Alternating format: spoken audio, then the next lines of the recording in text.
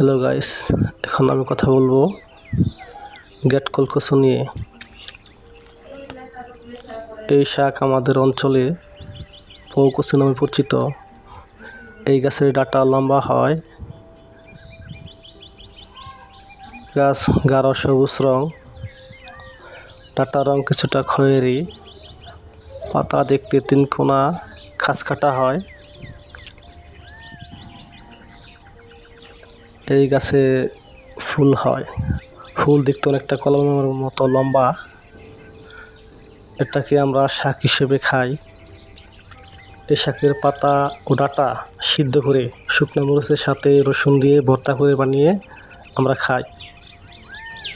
এই শাকে প্রচুর পরিমাণে আয়রন থাকে। যাদের রক্ত স্বল্পতা ভুগতেছেন তারা এই শাক খেলে তাদের কিছুটা হলেও রক্ত স্বল্পতা দূর হয়।